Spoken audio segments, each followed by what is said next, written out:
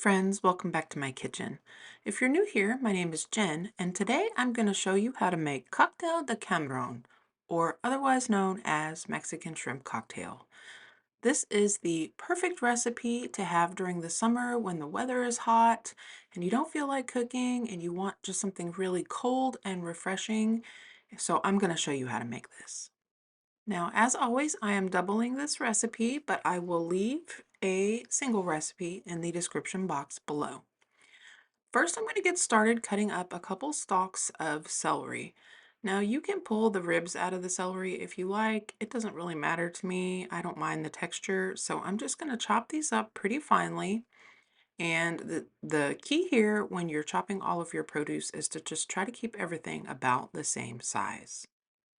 The next thing you'll need for this recipe is a Spanish onion. Now, if you can't find Spanish onions, a mild white or yellow onion will work, but Vidalia onions will work as well. And I know Vidalia onions are a lot easier to find in the grocery store sometimes than Spanish onions, but just use whatever you have access to. Now, I'm cutting up about a half of one here, but in a minute I realized that it's just way too much, so I end up putting it into a plastic bowl with a lid and stick it in the fridge to use it for later. This onion was gigantic, so I wasn't really sure exactly how much of it I would need. For an individual recipe, you'll need about a third of a cup of chopped onion. So I'm going to go ahead and put this onion into a large bowl. You want to use something that you can cover with plastic wrap or something that has a lid. And to this, I'm going to add some fresh lime juice. Now again, just like with the onions, I realize not everybody has access to fresh lime sometimes. So if you don't have any fresh lime juice or fresh lemons, you can go ahead and use the stuff that comes in the green bottle. I know if you're a canner, a lot of us have the lemon and the lime juice that we use for canning in the summertime. So just use whatever you have. But altogether, you're going to want about a fourth of a cup of whether it be fresh or bottled lime juice or lemon juice if you need to substitute. And I'm just mixing the onions in with the lime juice, and that's going to kind of help tone down any of the super strong flavor from the onions while I get everything else ready. The next thing I'm going to get prepared is my jalapenos. Now, for an individual recipe, it calls for one jalapeno seeded and finely chopped. Now, if you're like me and you enjoy spicy food, I say use as many jalapenos as you like. In fact, if you want it to be even spicier, use a few jalapenos and then throw a red chili in here as well. And that will really help ramp up the heat level on this. But because I'm making this for my family, I'm just going to go ahead and use regular old jalapenos. I'm using 3. I seeded them for the texture, and then I'm going to get most of the heat from this, um, not from the jalapenos, but from the hot sauce that I'm going to add at the end. Now, the recipe calls for 1 cucumber. I opted to use 1 English cucumber because that would be about as much as 2 cucumbers, but I also appreciate the fact that English cucumbers have very thin skin and small seeds, so I don't have to worry about the texture from the cucumber skin or from the seeds inside of my shrimp cocktail. And just like everything else, I'm going to cut these into long pieces and then dice them up. Like I said before, you just want all of your produce to kind of be about the same size once you get it chopped. I'm going to move everything over here on my cutting board and I'm going to move on to my tomatoes. The recipe calls for Roma tomatoes, but I say, just use whatever you have.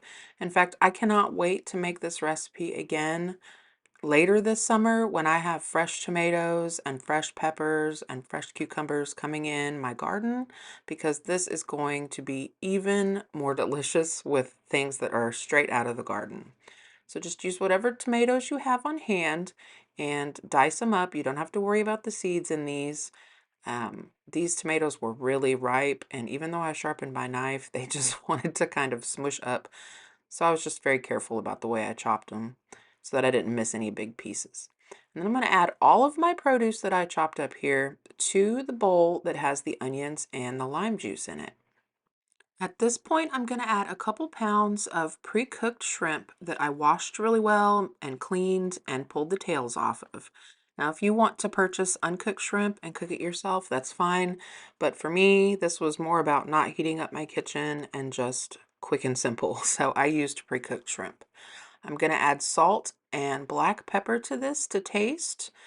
You're going to want to taste this periodically after you add the sauce to make sure that it has enough salt and pepper for you.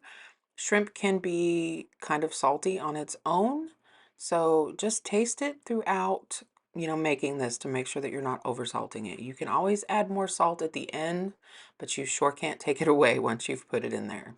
So give it a good stir, and we're going to move on to the sauce. Now for this, I'm using clamato, which is tomato juice cocktail. And because I'm doubling this recipe, I am using 3 cups of it. If you don't enjoy clamato, I imagine you could probably just use V8 juice. It's personal preference, but I really enjoy the clamato with it. And then you're going to add some ketchup. Now, I know that sounds like such a weird ingredient. I'm adding a couple cups here because I'm doubling it.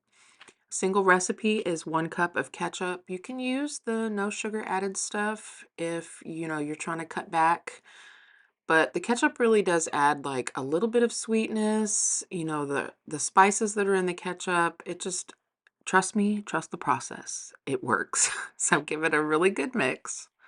And once you have it all incorporated, you're going to want to add about 1 bunch of chopped cilantro. Now, if you're not a fan of cilantro, like I always say, use parsley or something else like that, something fresh and green. I get it, not everybody likes cilantro, but I could eat a whole field of it myself. And the last thing we're going to add right now is some hot sauce. Now, I started off with a couple tablespoons of Cholula. I happen to enjoy Cholula. It's one of my favorite hot sauces, but use whatever your favorite is. Like if you like Tabasco, use Tabasco. There's no specifics here on the hot sauce.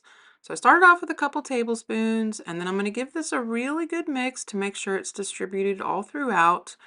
And then I'm going to grab a little spoon and give the sauce portion of this a taste to see if that heat level is where I want it to be. And I decided it was not, so I went in kind of heavy with some more Cholula, and that is where I declared that it would be good enough. Now, it will get spicier as this sits. Just keep that in mind. So put a lid on this and stick it in the refrigerator. You're going to want that to be in there for at least a couple of hours because it should be icy cold when you serve it. I think I actually let mine sit in the refrigerator for closer to like 4 hours because I had made it pretty early on in the day. Everybody in my house is third shifters, so they don't eat until really late at night or early in the morning. So we're going to add the last ingredient to this delicious shrimp cocktail, and that is avocados. Now, I know avocados are expensive right now. You would not believe I spent like $11 for 4 avocados. It was absolutely insane. But in my opinion, avocado is not something that can be skipped in this recipe. So if avocados are as expensive where you are as they are where I am, maybe just, have 1 avocado inside of it. It's important because the avocado has a nice, creamy, rich bite to it. When you're eating this, shrimp cocktail, it just adds another layer of texture and flavor to it. So if you cannot do the full amount of avocados, at least put 1. And this is the easiest way I have found to do this, is to just slice the avocado inside the shell and scoop it out with a spoon. So I'm going to give this all a really good mix. Make sure that avocado is covered in the sauce because the acid in this is what is going to keep the avocado chunks from turning a dark color. In fact, this was in my fridge for like 2 days and the avocados never changed color. So definitely make sure you're hitting it with that lime juice or lemon juice. Now to serve this, you have a couple of options. For me, I serve it more like a salsa. I just put however much in a bowl that I think my person is going to eat. And then I top it with a little additional cilantro. Again, optional. Use parsley. I mean, if you are part of the soap crew, you will get no judgment from me, okay? So just use whatever works for you. I always serve this with some lime wedges. So that is another good reason to try to find fresh limes when you're making this, is so you can squeeze a little lime juice over top of this. And on this day, I'm serving them with blue corn chips, but regular tortilla chips are fine as well. In fact, some people even eat the Mexican shrimp cocktail with saltine crackers, but you can also do tostadas as an option as well. And I like to serve a little hot sauce on the side for those of us that want a little more punch to it when we're eating it, and that is dinner. I really hope that you give this a try. It's perfect for the summertime. And if you do, please come back and leave me a comment and let me know what you thought about this recipe. Until next time, friends, happy cooking.